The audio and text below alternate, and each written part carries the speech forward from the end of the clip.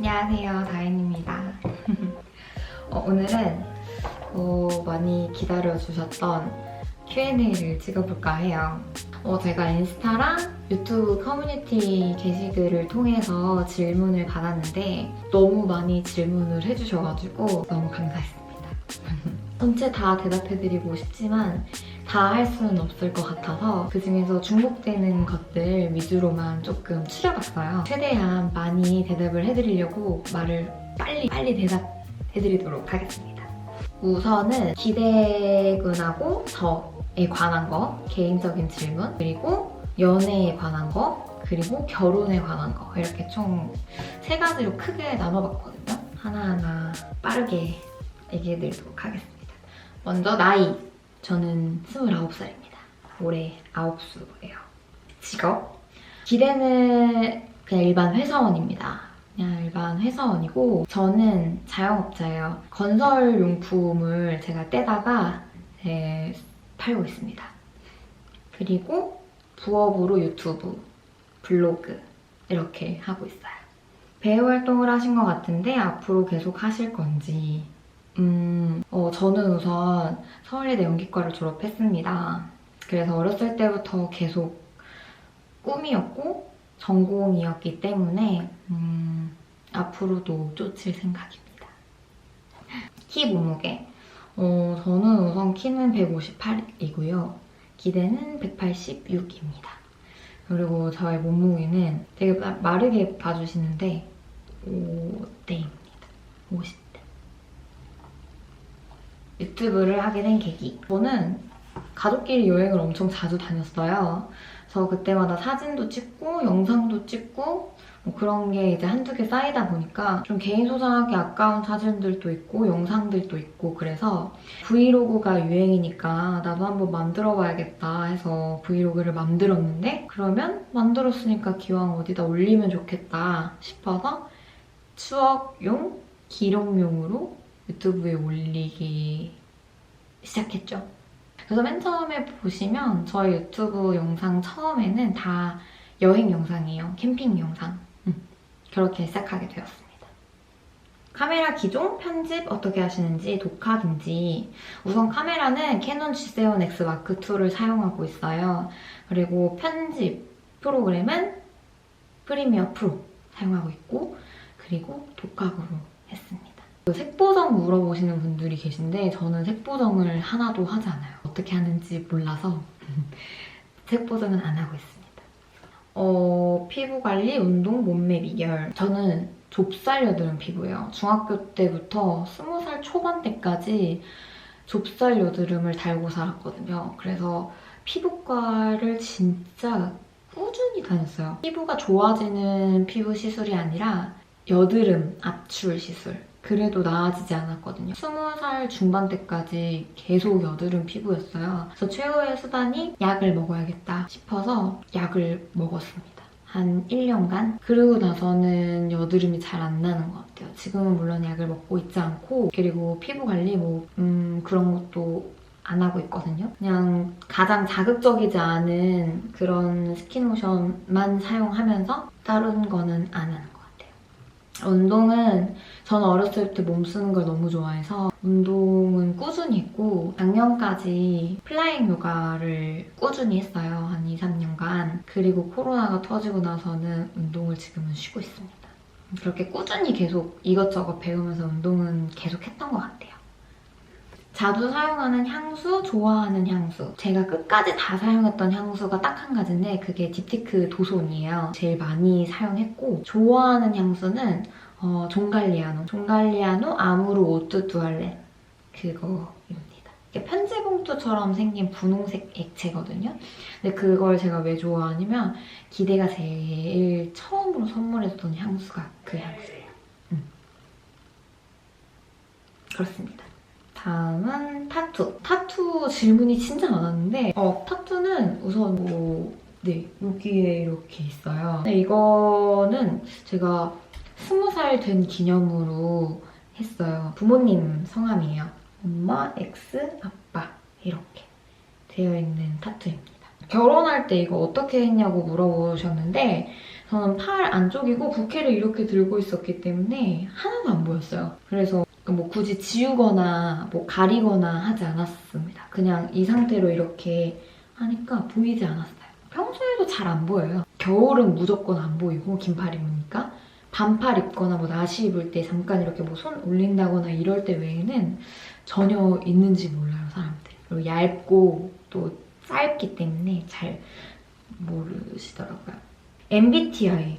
저 MBTI가 뭔지 요즘에 MBTI를 많이 하시더라고요. 제 MBTI는 ENFP-T 재기발랄한 활동가가 나왔습니다. 찾아가지고 한번 해봤는데 저는 이게 나왔어요. 재기발랄한 활동가. 이게 나왔어요. 기대 인스타. 기대는 인스타를 안 합니다. 전 그게 너무 좋아요. 기대형 롤티어. 요즘엔 잘 안 하는데 제가 마지막으로 봤던 게 뭐 골드였던 것 같아요. 은근히 이걸 좀 물어보시더라고요. 골드였던 것 같아요. 기대 롤티어. 여기까지 기대와 저의 개인적인 질문이었습니다. 그 다음은 연애. 연애에 관한 질문이 엄청 많았어요. 제일 많았던 것 같아요. 처음에 어떻게 만났나요? 몇 살 때 사귀게 되었나요? 처음에 만난 건 고등학생. 고등학교를 같은 학교를 나왔어요. 썸은 고2 때부터 사귀었고 제대로 사귄 거는 고3. 사귀게 된 쌀. 이거 진짜 많이 물어보셨는데 사실 잘 기억은 안 나요. 어떻게 연락을 시작하게 됐는지 잘 기억은 안 나는데 제 기억을 조금 더듬어보자면 고등학교 때 지금도 있나 모르겠는데 체육대회 하면 짝반 같은 거 하잖아요. 여자 남자 짝반. 저희 학교가 남녀공학이긴 한데 남자 반 여자 반 따로 있었거든요. 그래서 남자 반 여자 반 짝꿍을 해요. 짝반. 체육대회 때. 그래서 그때 짝반을 하게 됐는데 그때 이제 연락처를 주고 받았던 것 같아요. 제 기억에. 그래서 그때 연락을 하게 되면서 그게 한 1년간 연락이 이어졌고 사귀게 된 건 고3 때 사귀게 된 거 같습니다. 10년 동안 헤어진 적은 없나요? 네, 없으면 거짓말이죠. 어렸을 때 만나가지고 싸우기도 진짜 많이 싸우고 헤어지기도 많이 헤어졌어요. 그러니까 툭 하면 그냥 헤어져 뭐 이런 식이었던 것 같아요. 근데 그 헤어짐이 뭐 1년간 헤어지고 뭐 한 달 헤어지고 이게 아니라 한 2, 3일? 싸워서 연락 안 한 정도? 그렇게 헤어졌었죠. 싸우면 어떻게 풀었나요? 지금 생각해보면 정말 미안하긴 한데 항상 기대가 먼저 미안하다고 연락을 해줬던 것 같아요. 저는 항상 이기려고만 했고 기대는 항상 미안하다고 했고 그랬던 것 같습니다. 내가 미안해 하면 저도 못 이기는 척 그래 알았어 이렇게 그렇게 풀었죠 항상. 지금도 싸우시나요? 10년이나 만났는데 어떤 이유로 싸우나요? 지금 싸울 일이 없어요 사실. 언제 싸웠는지 기억도 잘 안 나고 서로 너무 잘 알기 때문에 최대한 서로 싫어하는 거는 안 하려고 하는 것 같아요. 그리고 싸움이 일어날 것 같으면 이제 더 이상 커지게 하지 않으려고 서로 이렇게 조금 자제하는? 그래서 요즘에는 싸울 일이 거의 없죠. 거의 없는 게 아니라 안 싸웠죠. 최근에. 군대 다 기다렸나요? 아유, 그럼요. 21개월. 지금은 단축됐지만 21개월 다 채워서 기다렸습니다. 10년 연애, 장수 연애의 비결. 이건 정답이 없죠. 이거 제가 뭐라고 말씀을 드리겠습니까? 제가 말을 제대로 못할 것 같아서 적었는데 알아가는 과정에서 자주 다툴 텐데 그 싸움을 겪고도 계속 사귀고 있다면 그 다음부터는 싸울 일이 없어지고 편해질 거예요. 그 편하고 당연한 사이가 지루하지 않고 그 기간을 쭉 이어간다면 시간이 많이 지나 있지 않을까. 약간 그 편안하고 당연한 사이가 오래가기 힘든 것 같아요. 사실. 편하면 편할수록 서로 막대하게 되니까 서운한 감정이 많아지는데 그거를 조금 지나가게 되면 계속 쭉 이어지는 것 같아요. 물론 그 사이에 크고 작은 사건들은 없어야겠죠. 뭐 바람을 핀다거나 변화가 생긴다거나 뭐 이런 게 없다면 싸움을 겪고 이런 걸 다 참아내고 난 다음에는 길게 오래 사귀고 있는 상태가 될 것 같아요. 무슨 말이지? 아무튼 한 사람과 오래 연애하는 거 후회 안 하는지 후회는 안 해요. 근데 아쉽긴 한 것 같아요. 여기까지 연애 이야기였습니다. 제일 많이 물어봐 주셨던 게 사귀게 된 썰. 이게 제일 많이 물어봐 주셨던 것 같아요. 그리고 뭐 10년 연애의 비결, 뭐 싸우면 어떻게 푸나요? 이런 건데 잘 싸우는 게 가장 중요한 것 같아요. 먼저 사과하고 조금 이해해주는 그런 거. 다음은 결혼 파트입니다. 제일 1순위로 받았던 질문이에요. 어떤 계기로 이 사람과 결혼을 결심했나요? 제가 이거 기대한테도 물어봤어요. 근데 기대랑 저랑 대답이 똑같았어요. 생각하고 있는 게 똑같았거든요. 뭐였냐면 10년을 만났잖아요. 그때는 뭔가 항상 저한테 예쁘다, 귀엽다 뭐 이런 애정 표현을 항상 해줘요. 제가 조금 사랑받고 있다라는 느낌을 항상 받게 해주거든요. 근데 10년 전이나 지금이나 똑같고 그리고 나도 좋아하는 마음이 10년 동안 똑같았으니까 앞으로 10년이나 20년이나 변함없을 것 같다. 괜찮을 것 같다. 같이 지내면. 그래서 결심하게 되었습니다. 근데 기대도 똑같더라고요. 내가 10년 동안 변함없이 서로 좋고 이렇게 같이 있는 게 좋으니까 10년 뒤에도 계속 이렇게 좋겠구나 싶어서 결혼해도 되겠다 싶었대요. 10년 동안 서로 마음이 똑같아서 앞으로도 그럴 것 같아서 결혼을 결심하게 되었습니다. 몇 살에 결혼했나요? 저 올해 29이니까 29살에 결혼을 했죠. 결혼 총 비용. 이거는 사람마다 조금 다르기 때문에 뭐 정확하게 얼마가 든다 이렇게 말씀은 못 드리지만 저희 기준은 집값 빼고 한 4천에서 5천 정도 들었던 것 같아요. 4천 정도 들었던 것 같습니다.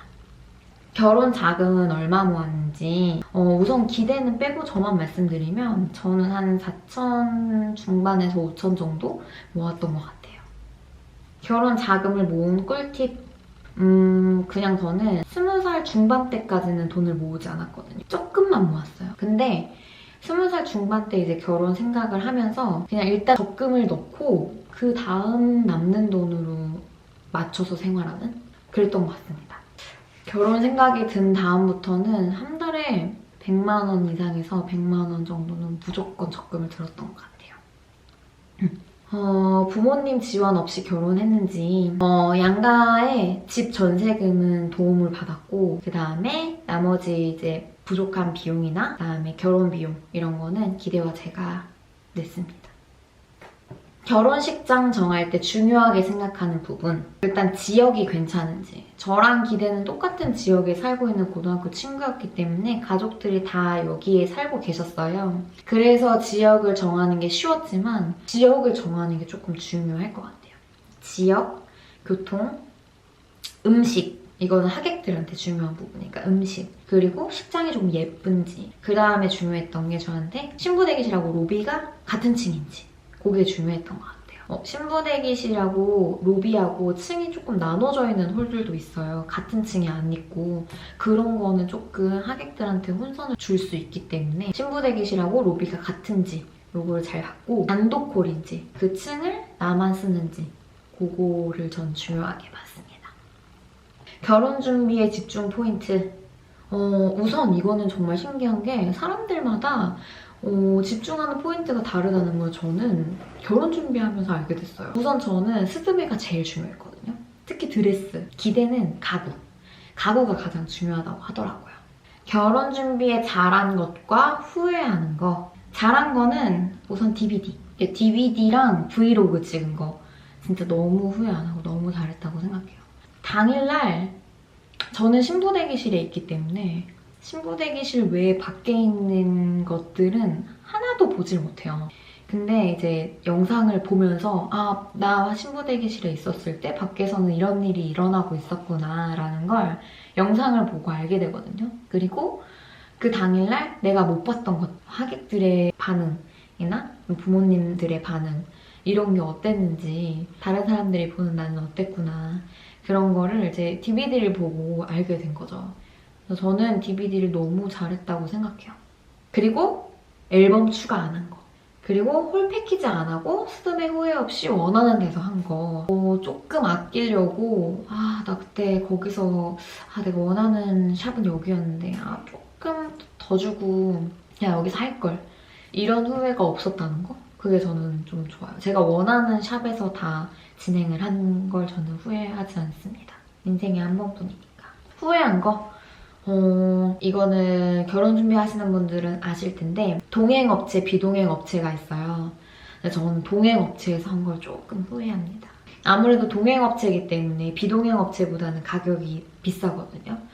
근데 비동행업체 같은 경우에는 또 심지어 포인트 제도라는 게 있어서 글을 올리거나 뭐 거기에 제휴되어 있는 회사에서 한다면 포인트로 저희 스드메의 가격을 차감할 수 있어요. 동행은 그런 게 없거든요. 저 같은 경우에는 이제 뭐 쓰고 작성하고 뭐 인터넷에 후기 올리고 이런 거를 좀 잘 하니까 그래서 이제 비동행 업체가 조금 탐이 났죠. 그리고 후회한 거 수정본 구매한 거. 수정본 구매 안 했어도 됐을 것 같았어요. 왜냐면은 안 사도 내가 사지 않아도 어쨌든 앨범은 수정본으로 나오니까 내 수정본을 구매하면 이제 수정본을 제가 그냥 소장할 수 있다는 거죠. 파일로. 근데 굳이 그럴 필요가 있었나. 내가 포토샵 해도 되고 뭐 사설 업체에 맡기면은 뭐 한 장당 뭐 1,000원이면 하는데 그걸 몇십만 원 주고 수정본을 구매했어야 됐나 약간 그게 좀 아쉽습니다.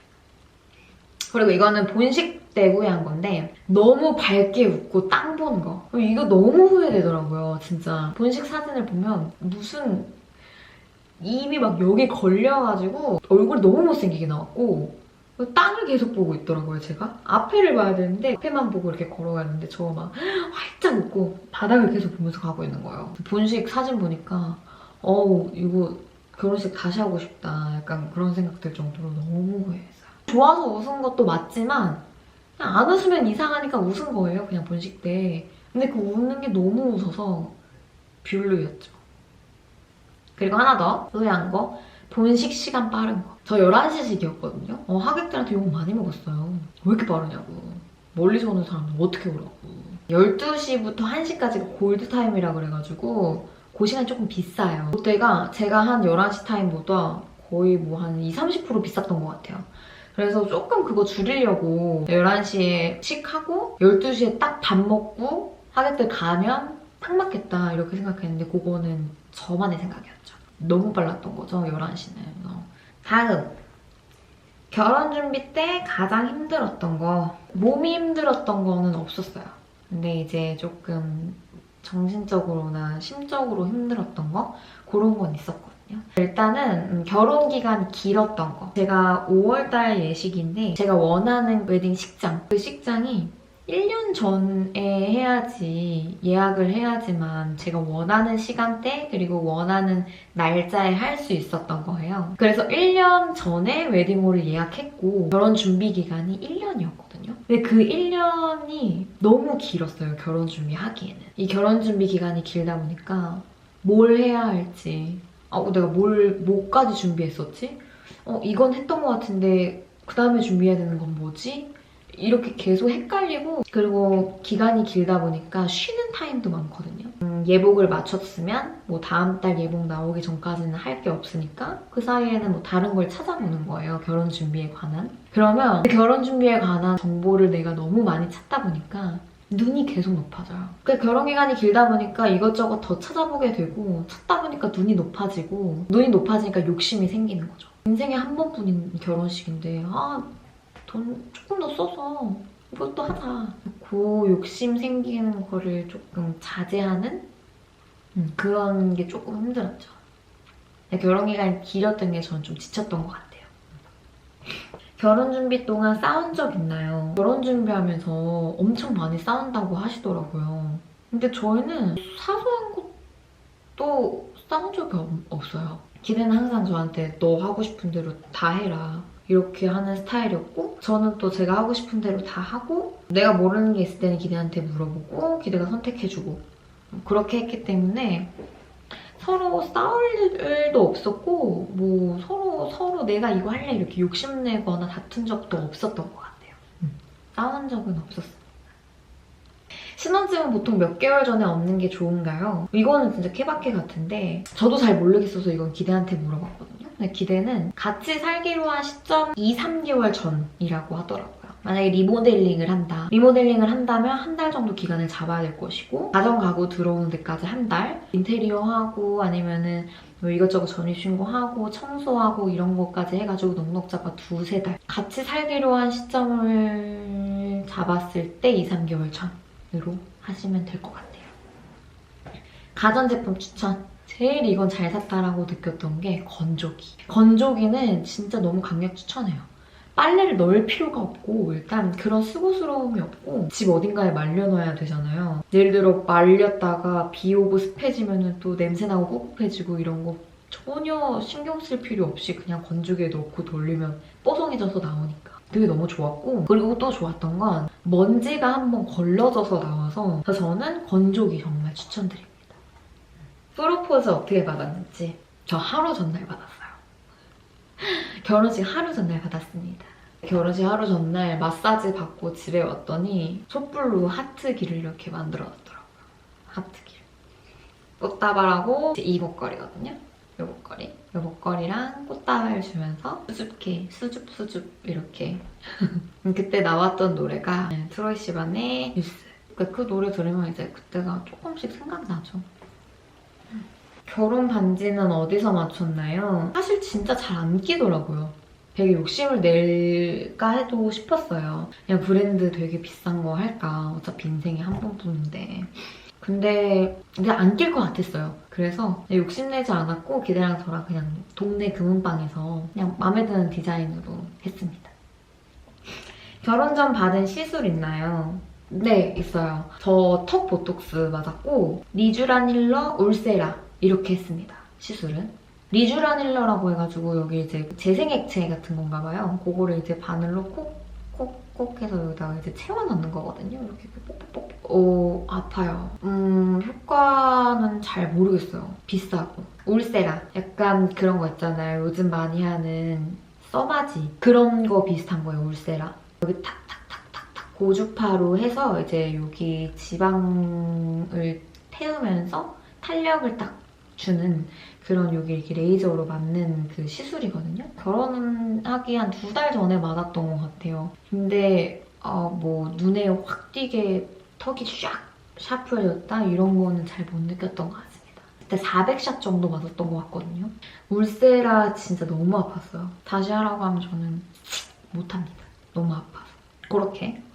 시술은 저는 개인적으로 한 달 전에 딱 다 끝내시는 게 좋을 것 같아요. 저는 턱보톡스를 일주일 전에 맞아가지고 좀 그거 한 달 뒤에 효과가 나타난다는 거예요. 그래서 너무 늦게 맞아서 후회했어요. 좀 일찍 맞을 걸. 좀 턱라인, 뭐 투턱 라인, 그다음에 승모근, 이렇게 팔뚝살 이렇게 외관으로 할 수 있는 그 라인 잡는 시술을 많이 하는 게 좋을 것 같더라고요. 만약 결혼 전에 시술을 하신다면. 번식날 신경 써야 하는 거 너무 많은데 일단 크게는 외관. 챙겨야 할 거 무조건 챙겨야 되죠. 남편 예복, 구두, 그리고 혹시 모를 내 귀걸이, 반지, 결혼 반지, 한복 이런 거. 외관에 해야 하는 거는 무조건 미친 듯이 신경을 써야 되고 그 다음에 행사에 관한 거. 뭐 메이크업 예약 잘 되어 있는지, 태백 음식은 정확히 잘 도착할 건지, 뭐 부케 예약 잘 됐는지, 보증 인원, 사회자, 축가 뭐 이런 분들. 그 다음에 웨딩카드 오는 친구가 있다면 뭐 웨딩카드 오는 친구. 이런 거는 전날까지 다 신경을 써놔야 되는 거죠. 본식 당일날에는 그냥 본식을 잘 치르는 게 가장 중요합니다. 실수 없이. 넘어지지만 않으면 되죠. 내가 결혼하는구나 실감했던 순간 이거는 챙겨야 하는 가족이 많아졌을 때 내 맘대로 뭔가를 못하는 뭔가를 할 때 남편하고 꼭 상의해야 한다는 점. 그게 내가 진짜 결혼했구나. 나 결혼하는구나. 느꼈던 것 같아요. 예전 같았다면 우리 엄마 아빠 생일은 내가 챙기면 되는데 어머니 아버지 생신도 내가 챙겨야 하는 것들. 이런 게 뭔가 챙겨야 하는 것들이 늘어날 때 내가 진짜 결혼하는구나. 그런 느낌을 받았습니다. 결혼한 뒤 연애 때와 뭐가 달라졌나요? 이것도 이거랑 약간 중복되는 느낌인데 뭔가를 함께 해야 한다는 거. 연애 때는 너는 너, 나는 나, 네 돈, 네 돈, 내 돈, 내 돈. 너의 가족들, 나의 가족들 이렇게 모든 게 다 따로고 너랑 나 이것만 계산이 됐다면 지금은 뭐든지 다 함께 공유가 돼야 되는 거죠. 그리고 또 부가적인 거는 계속 같이 있다는 점. 단순하게 생각하면 데이트하고 같이 함께 집으로 와서 밥도 같이 먹고 같이 자고 헤어지지 않아도 된다는 그런 거. 그게 많이 달라졌죠. 결혼식 딱 마치고 기분이 어땠나요? 끝났다. 쉬고 싶다. 술 마시고 싶다. 그렇게. 돈 관리는 누가 하기로 했나요? 저요. 기대한테 맡기면 오래 연애하고 결혼하면 좋은가? 전 좋은 것 같아요. 서로 너무 잘 아니까 잘 맞아서 좋아요. 그리고 항상 함께 있으니까 그게 편하고 안정감 있어서 더 좋고, 굳이 아쉬운 점이 있다면 신혼 때 서로 알아가는 재미? 맞춰가는 재미가 있다고 하던데 저희는 그런 건 없죠. 이미 맞춰져 있으니까. 2세 계획? 계획은 딱히 없는데 올해 말이나 내년 초? 이 정도 생각하고 있어요. 기대가 담배를 끊지 않았기 때문에 기대가 담배를 끊으면 생각해보려고 합니다. 예신들한테 해주고 싶은 말, 이거는 진짜 많이 고민을 했어요. 무슨 말씀을 드려야 할까? 내가 뭐라고 내가 뭐라고 무슨 말을 해야 할까? 한 가지를 제가 생각을 꾸준히 해봤거든요. 내가 어땠나? 뭐가 고민이었을까? 첫 번째는 결혼을 준비할 때 내가 하고 싶은 대로 열심히 해야 나중에 후회가 없다.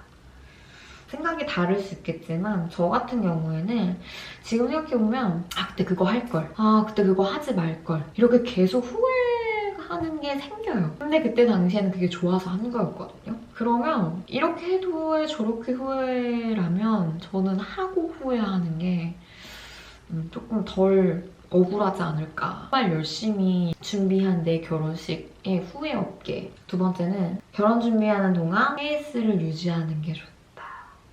제가 뭐라고 썼냐면요. 결혼 준비하는 내내 결정해야 할 것도 많고 생각도 많아지고 별것도 아닌 일에 우울해하기도 하고 예민해지기도 합니다. 그때마다 그냥 하고 싶은 대로 스트레스 받지 않고 결혼 준비를 하는 게 좋을 것 같습니다. 결혼 준비 초반에는 그냥 마냥 재밌지만 중반 후반이 될수록 예민해졌습니다. 저는 특히 결혼 준비 막바지에 저는 2달 정도 꿈을 하루도 빠짐없이 꿨습니다. 사소한 스트레스들이 모여서 더 피곤해지고 더 예민해지고 이 결혼이 맞는지도 생각하는 지경에까지 이르렀는데, 그럴 때 예비 신랑님들은 예신님들을 조금 다독여주고 예신님들은 마음을 편하게 먹었으면 좋겠습니다. 라고 썼어요. 그래서 너무 깊게 생각하지 마시고 그냥 내 마음가짐을 편하게 내 마음 가는 대로, 그런 게 전 좋을 것 같다고 생각합니다. 세 번째는 인간관계에 너무 연연해하지 말았으면 좋겠습니다. 라고 썼어요. 결혼한 친구들이 그런 말을 진짜 많이 했거든요. 청첩장 줄 때 결혼 막바지 때쯤 되면은 분명히 인간관계에 대해서 생각하게 된다. 그리고 인간관계가 정리된다. 이렇게 말을 하더라고요. 겪어보니까 알겠더라고요. 조금 가볍게 생각할 필요가 있을 것 같아요. 안 그래도 결혼 막바지에 나 예민한데, 그냥 정말 나쁘게 얘기하자면 카카오톡 친구 목록 정리하듯이 결국 어쨌든 올 사람들은 옵니다. 너무 그렇게 걱정하지 않으셔도 될 것 같아요. 이 사람 저 사람 챙기면 결국 상처받는 건 나.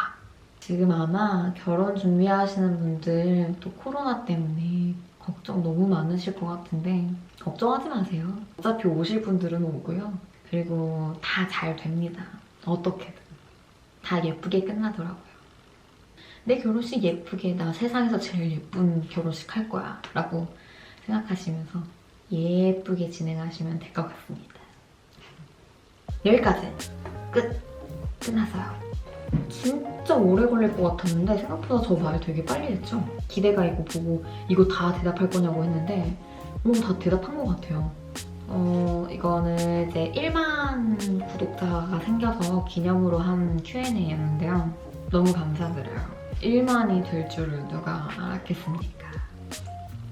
너무 감사드리고, 이렇게 질문해주셔서 너무 감사드리고, 앞으로 재밌는 영상으로 보답하겠습니다. 감사합니다.